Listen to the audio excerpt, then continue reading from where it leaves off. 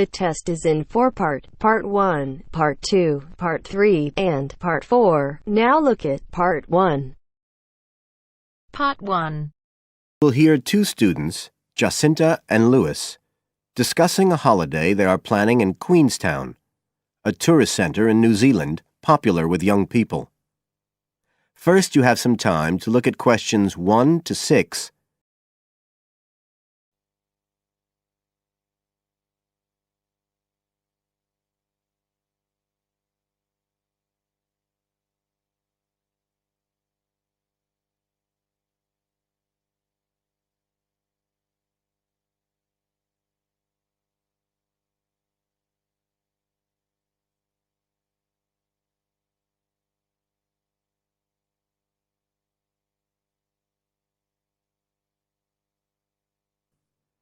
You should answer the questions as you listen, because you will not hear the recording a second time. Listen carefully and answer questions 1 to 6.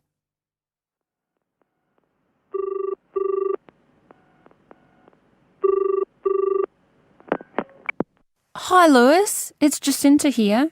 Oh, hi, Jacinta. I was just going to call you. I was thinking we ought to do something about accommodation for our trip to Queenstown. Yeah, actually, that's just why I rang you. I've been looking on the internet. There was one place that looked okay called Traveller's Lodge, but when I checked availability for January, when we're planning to go, I found it was fully booked. Right. Well, we'd better do something now, I suppose. I've actually got a list up here on the computer. There's one place called Bingley's that looks possible. It's $1975 a night. That's US dollars. They quote all the prices in US dollars. So that's about 26 or 27 New Zealand dollars. That's okay. That'll be in a dormitory, is it? Yeah, they say 8-bed dorms, and the hostel's right in the town centre, and they've got a cafe. They have theme nights every weekend, whatever that means. Oh, you know, like certain sorts of food and music. And people might wear special clothes like that Egyptian evening we went to last year. Oh, okay. What else? They've got a sun deck area, and then all the usual things, internet access and so on. Sounds good. Was there anywhere else? Yeah, a couple more places. There's one called Chalet Lodge, which is just 18 US dollars. That's for a bed in a 12-bed dorm. They do single and family rooms as well. It looks as if it's a bit out of town. Says it's got an alpine setting, a quiet alpine setting. What do you think? Not sure. Oh, but actually it's not far out at all. It says 10 minutes walk from town, so... Oh, and it says it's children friendly. I'm not so sure about that. What about the third place? That's called Globetrotters. Let's see. They do private rooms or 5-bed dorms for $18.50. It's in the centre, just by the lake, and that includes breakfast. Didn't the other two? I don't think so. They didn't mention it, so probably not. Oh, and it says something about a free skydive. Wow. Don't know if I'm all that keen on jumping out of aeroplanes. Oh, actually, what it says is you can win a chance to do a skydive. They give one away every day to one of the guests. Well, if I win it, you can do it. Anyway, do they have room? Yeah, I checked the availability. Shall I go ahead and book there then? Fine. You now have some time to look at questions 7 to 10.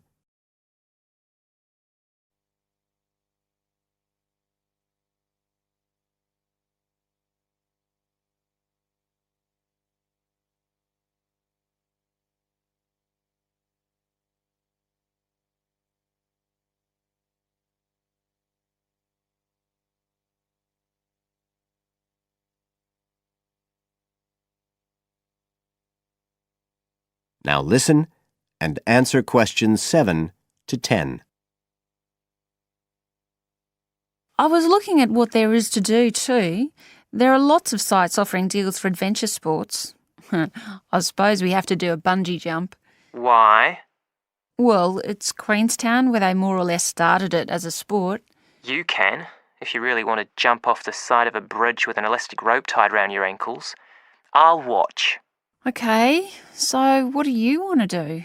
As far as adventure sports go, I was talking to someone who went whitewater rafting there. He said it was really awesome. They drive you up the Shotover River and then you come down on a rubber raft through the whitewater rapids where the river's really narrow and fast and end up going through a tunnel nearly 200 metres long. I think it's quite expensive though. Oh, I'm on for that if you are. Cool. The other thing you can do is the jet boat ride. That sounded just a lot of noise though. It's basically just whizzing round on the river on a very fast boat, isn't it? My friend did that as well. He said it was a bit touristy, but worth it. I'll give it a go. You go right up the river canyon. He said the drivers were really skillful, but I don't mind going on my own. But there's lots to do as well as the whole commercial adventure bit. We ought to do some trekking. The scenery around there's amazing. I don't want to miss that. The place to start's Glenorchy, apparently, about 40 minutes drive. That's where lots of the wilderness trails begin. Okay, I'll pack my walking boots. I'd better start getting in training. I haven't done anything except sit at my desk for months. Now, is there anything else we need to decide?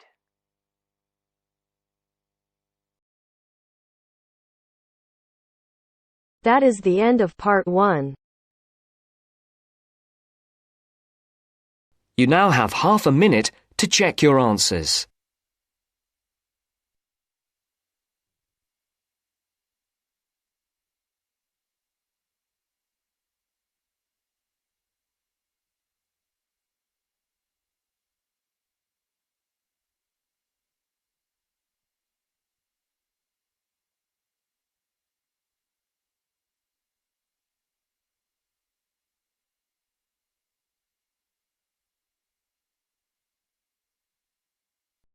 Now turns to part 2.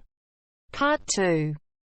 You will hear an extract from a radio program for people who live abroad. Listen and answer questions 11 to 17.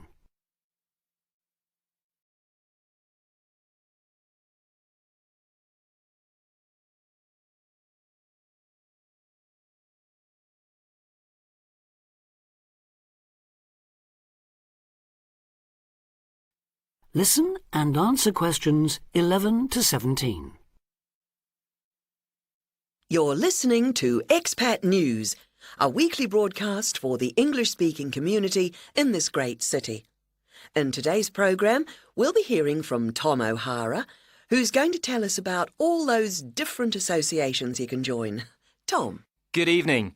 Yes, in a city with so many of its residents born outside the country, it's hardly surprising there's such a huge range of expatriate clubs and societies. And many of these, of course, are aimed at English speakers.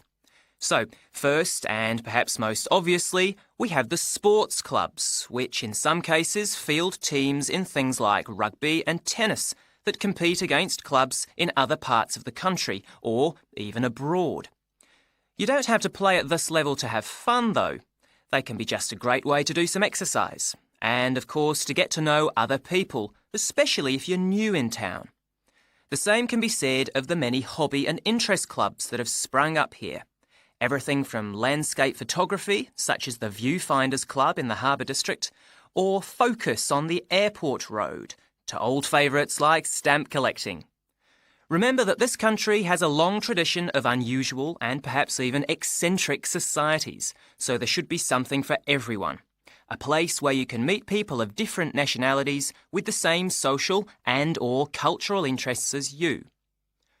For those who may be interested in rather more than just friendship, there's a wide range of lively social clubs.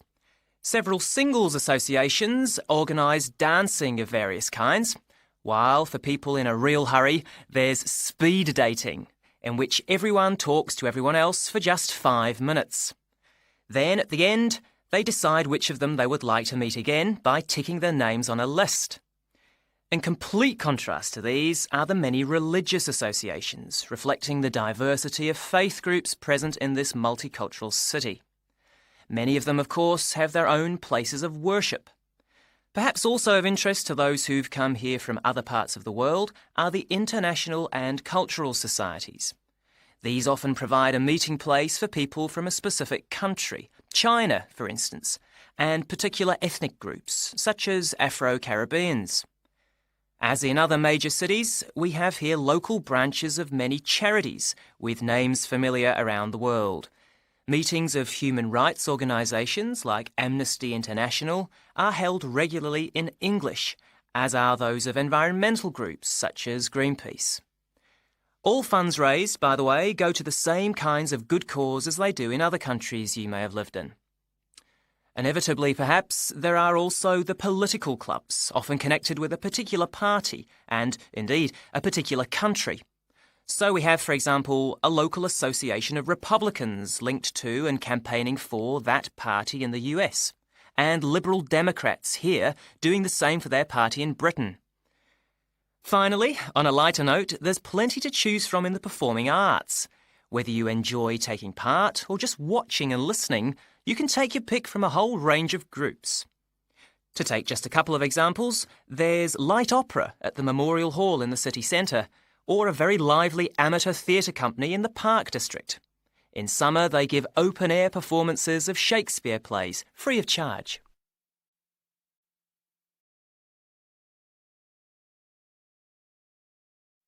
Now answer questions 18 to 20.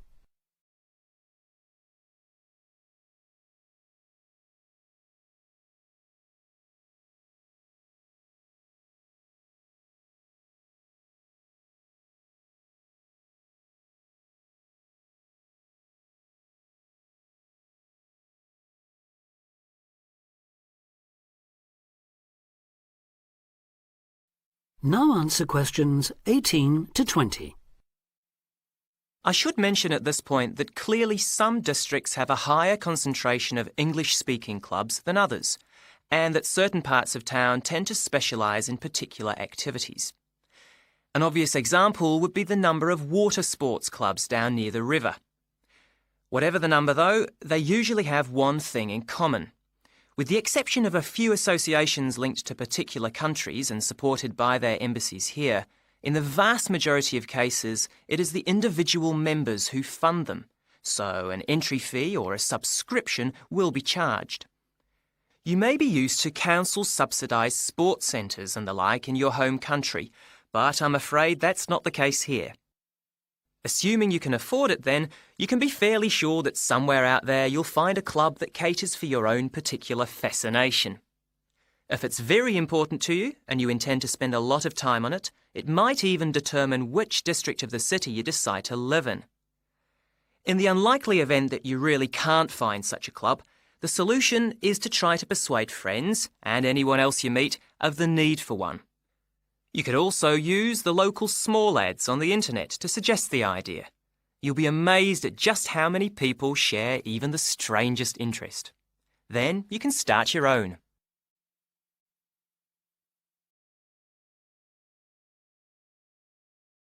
That is the end of part 2. You now have half a minute to check your answers.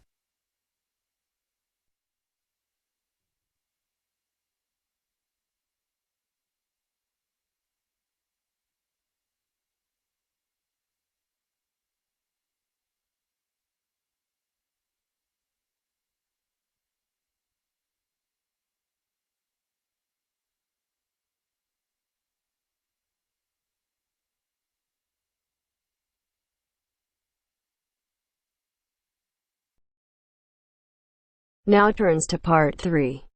Part 3. You are going to hear a conversation on animal protection. First, you have some time to look at questions 21 to 25.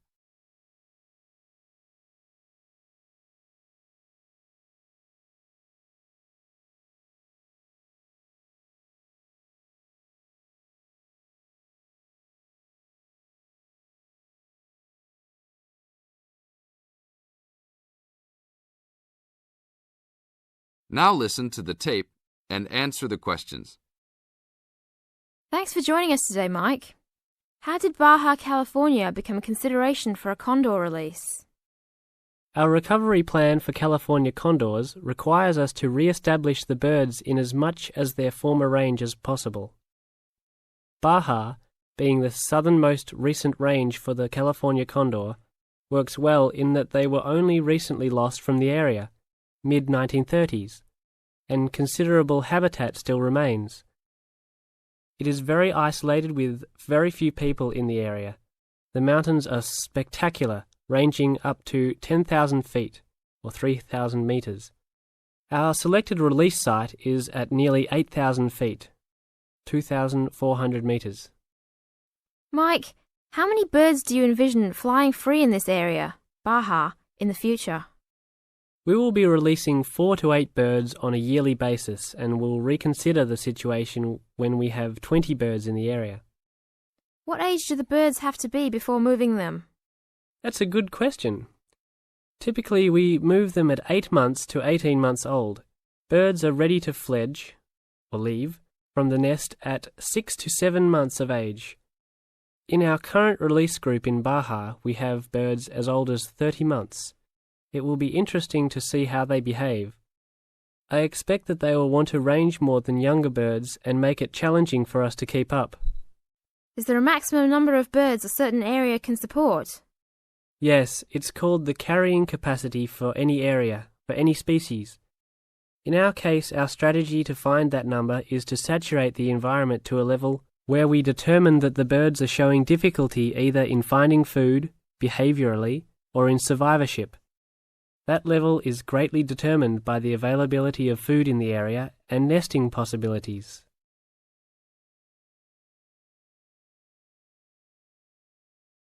Now look at questions 26 to 30.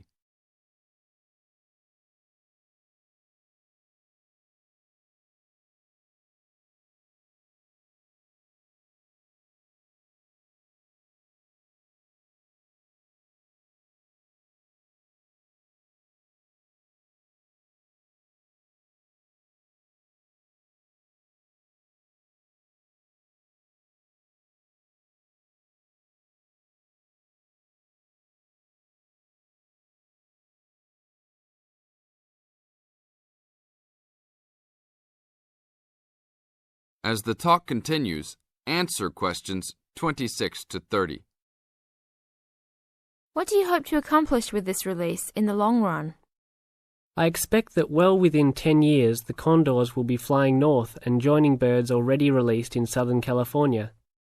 Hopefully we will reach at least 150 birds in each of these populations within about 15 years. What would you say is the biggest contribution to the California Condor program's success? That would have to be the fact that we were able to breed the birds in captivity from the 27 birds we started with in 1987 to the 205 birds we have today. This is thanks to cooperation between the San Diego Wild Animal Park, the Los Angeles Zoo, and the World Center for Birds of Prey in Boise, Idaho. Are there any problems keeping track of and protecting your released animals outside of the US? Nope. We are using radio transmitters and will be using the new satellite and GPS transmitters as well.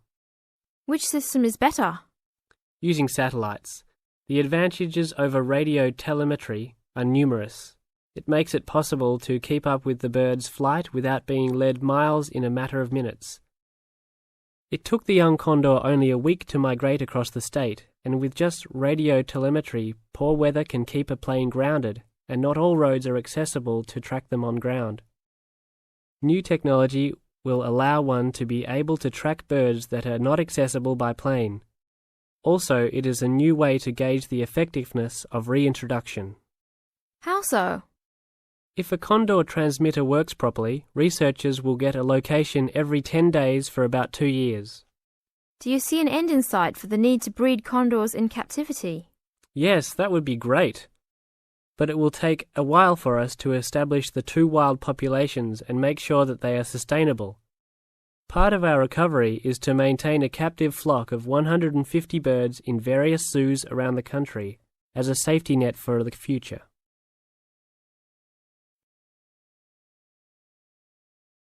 That is the end of part 3. You now have half a minute to check your answers.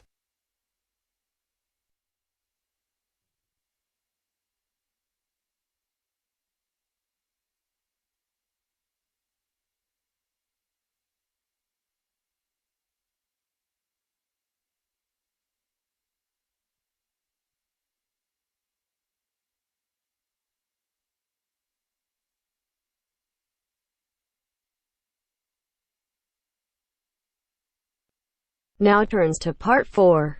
Part 4. Listen to somebody giving a talk about homelessness and check your ideas. First, you have some time to look at questions 31 to 40.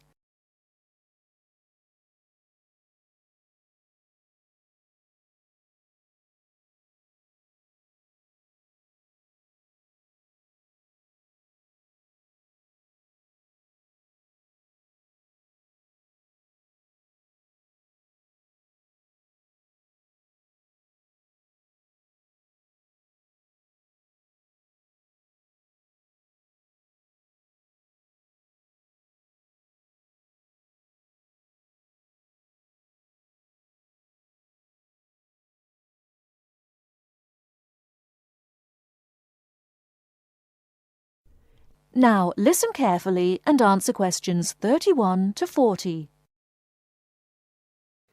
Now, I'll start by explaining what homeless means, and it means a little more than simply sleeping out in the street. The people you see in parks and gardens or bus stops and shop doorways are a small percentage of the people that we class as homeless.